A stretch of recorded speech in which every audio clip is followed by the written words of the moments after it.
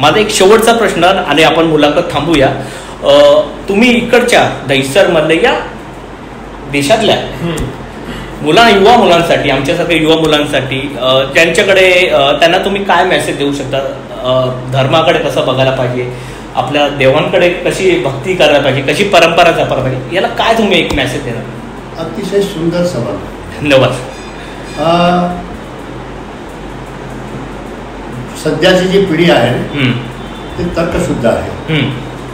पुढची आमची पिढी होती श्रद्धावान. की वडिलांनी सांगितलं तर मानायच्या. का मानायच्या, त्याची पाठीमागे कारण काय, कशाला मानायच्या, आणि तो व्हॉट अँड वाय, त्यामधून त्याला जे ज्ञानाचं संक्रमण होतो आणि वैज्ञानिकरित्या त्यांचे काय महत्व आहे ते वडील सांगते, पुजारी सांगते, भटजी सांगते.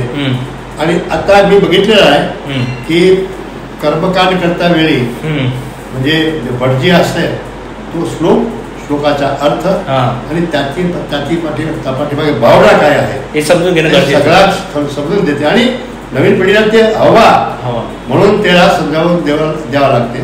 आणि मला तो संपूर्ण श्रद्धा आहे की गेली पिढीपासून पक्षपेक्षा आम्ही काही जास्त म्हणजे शिकलेलो आहे आणि आमच्यापेक्षा नवी पिढी जास्त शिकून आणि सनातन धर्मावरती जी श्रद्धा आहे अतिशय दृढ होणार आहे. आणि जगात एक नंबरचा धर्म हिंदू धर्म, विश्वविजयी धर्म कोणी असेल तर सनातन हिंदू धर्म असेल. आणि ते आज आपल्याला बघता येते विदेशमध्ये सुद्धा हरिराम हरे कृष्णचे मंदिर आहे किंवा आणखी मंदिर आहे, ते लोक आपले फॉलो करतात.